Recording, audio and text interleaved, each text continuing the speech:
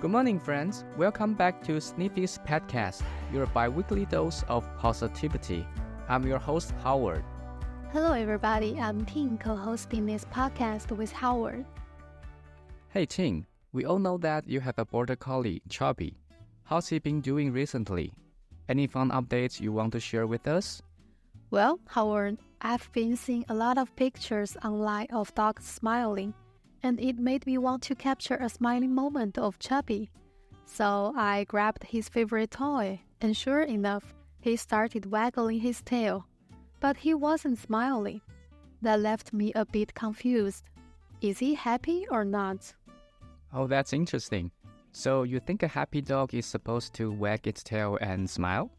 I guess so. I mean, it's common belief that waggling tails means happiness. But I expected him to smile like in those photos. The more confusing part was when I tried to take a picture with my phone, and he turned his head away. Now I'm even more unsure if he's happy or not. Yeah, and I believe most dog owners are having the same question just like you, Ting. How to truly know if their dog is happy? That's why today we're excited to welcome Greg, a certified professional dog trainer. Welcome back to Sniffy's Petcast, Greg. Thank you. It's good to be here. Greg, like what I mentioned to Howard at the beginning, I am not 100% sure whether Chubby is happy or not. But as his mom, I really care about both his physical and mental health. So as a professional with background of animal behavior, what do you think are the common signs a dog shows when they are happy and not happy? A lot of common things you'll see in a happy dog, when you look at their body language, generally relaxed, loose is what you're looking for. If they seem like they can be themselves, act like a normal, typical dog, those are all good signs. When Chubby is lying down, lying on his side, or, exposing his belly a little bit, those are signs that he's relaxed. When he's just generally lying around. If you see a dog who is tense when they're just at a resting state, just sitting or lying down or standing, and they look really tense, their body is stiff, they're kind of just upright, those are signs that a dog might be a little uncomfortable. And of course, with this and anything we talk about, it varies from dog to dog. But generally speaking, loose and wiggly is the sign of a relaxed dog, whereas more tense, closed mouth, maybe ears back, things of that nature where a dog is a little bit more pulled into themselves. That's a sign of a dog who's maybe not as relaxed. So it can get into much more specifics depending on the situation, if a dog is enjoying it or not. But as a general broad blanket, if your dog is relaxed looking and acting like a regular dog, doing dog stuff, playing, eating, running around, sniffing, those are all great signs. Thank you, Greg. I'm not sure whether you guys have heard about this before, but I've been told that if you want to tell if a dog is happy or not, just look at her tail. If she's wagging her tail, it means she is happy. That was what I firmly believe until one time I saw an aggressive dog with a wagging tail was attacking a person. So I got confused and was wondering if this is always the truth. Also, I'm curious, how do owners who have short-tailed dogs know if their dogs are happy or not? Greg, do you know that? Yeah, those are both great questions. So to answer the first one, tail wagging does not always mean a dog is happy or friendly. Tail wagging is, generally speaking, something called a distance decreasing behavior. That just means the dog wants to close the distance between whatever they're wagging their tail at. A lot of times it is because the dog is happy, excited to see someone. They want to get closer to be affectionate. But it's not always the case. Sometimes it can come closer because I want to pick a fight with you. And sometimes it is sort of a defensive, you can come check me out, but I promise I'm not a threat. But it's generally speaking an invitation for another dog to get closer or an indication that they want to get closer. One way you can tell the difference is generally the angle of the tail. So if a dog's tail is in the middle, kind of in line with their back and wagging, that is an indicator that it's a friendlier, more relaxed, maybe playful, distance decreasing signal saying, come on over here, let's be friends. If the angle of the tail is higher, so it's pointing straight up or just higher up, then that's an indicator that it's a little less friendly. It could be saying, I've got a problem with you, you're stressing me out, let's fight. And if the tail is low or tucked between the dog's legs, that's usually a little bit more stressed or fearful, saying, I promise I am not a threat. It's kind of like just throwing your hands up and saying, you can come check me out. I promise I'm not going to fight. I give up. I'm not a threat. But it's still an invitation. So the angle can give you a pretty good indication of what your dog is thinking. The speed of the wag can tell you the intensity sometimes.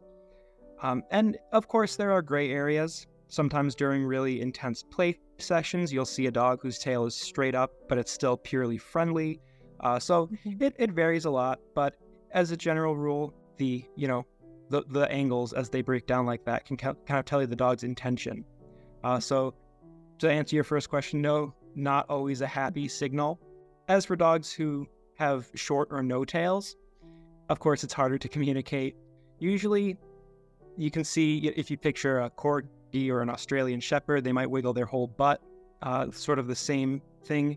But that is a tricky thing, is that they effectively lose a big way to communicate if they have a short or no tail, which can lead to issues in dog social interactions.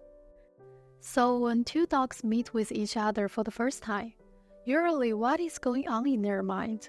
Making friends with the other dog or fighting with the other one? That's a great question. It can be hard to tell. The tail angle, like I said, is usually a helpful first step.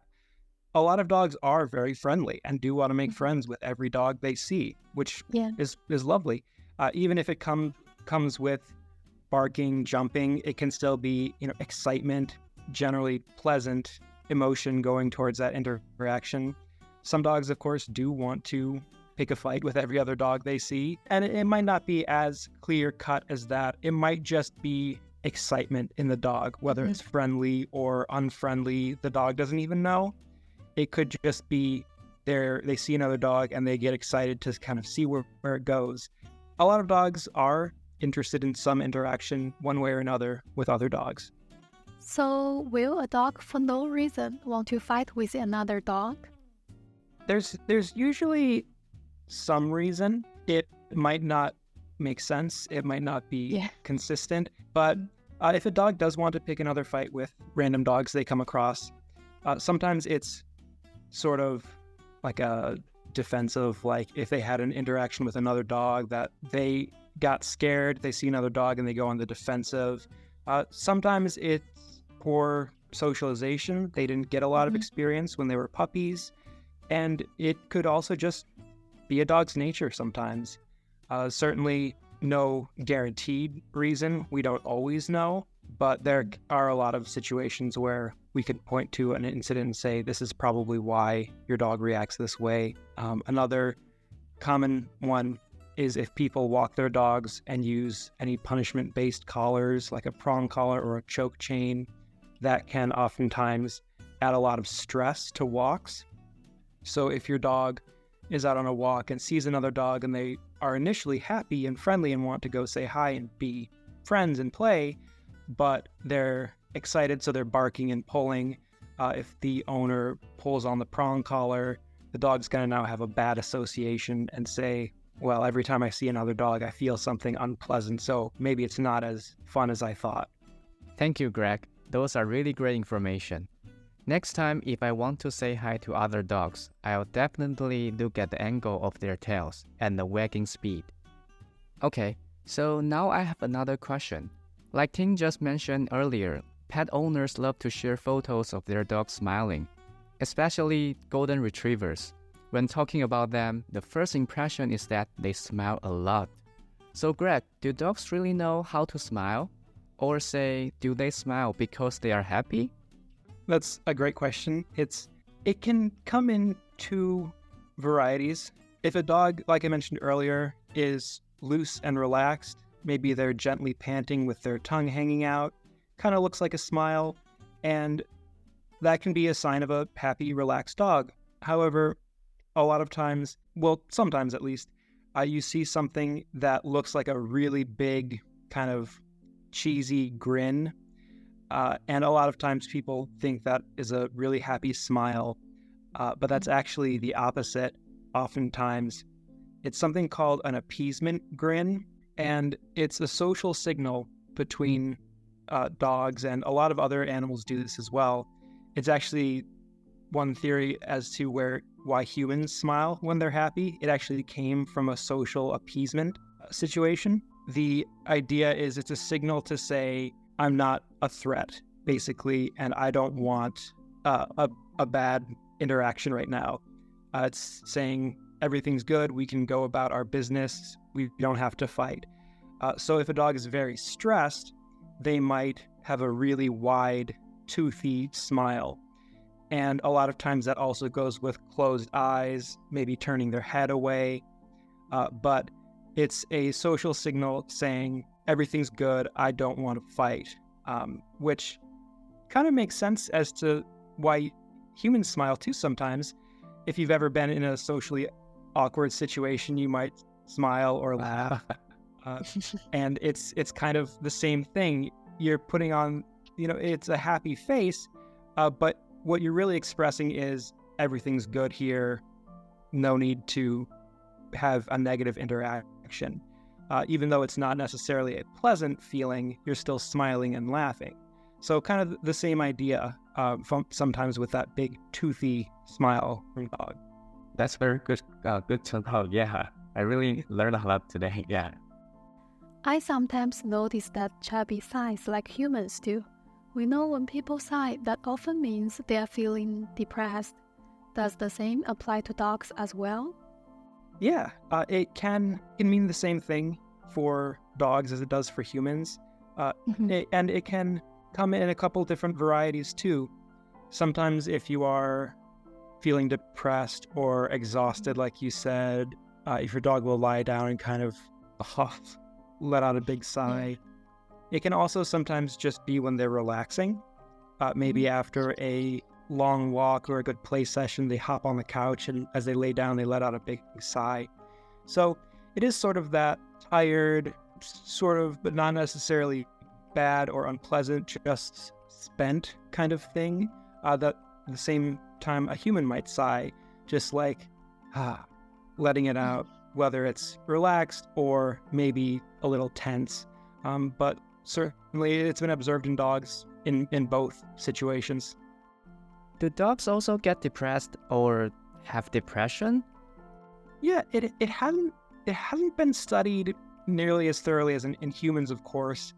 And part of it is that dogs aren't as able to easily communicate things like that to us. So dogs could be depressed everywhere and we wouldn't know it. But they certainly do, some dogs certainly do suffer from mental disorders the same way humans can, whether it's long-term or short-term. They can absolutely go through emotional cycles like that. And a lot of dogs becoming more popular and recognized in relatively recent years, a lot of dogs are on daily antidepressants, oftentimes more for behavior around stress or anxiety or things like that. But the same medicines humans take, Xanax, Prozac, things of that nature. Dogs can take the same anti-anxiety medicines.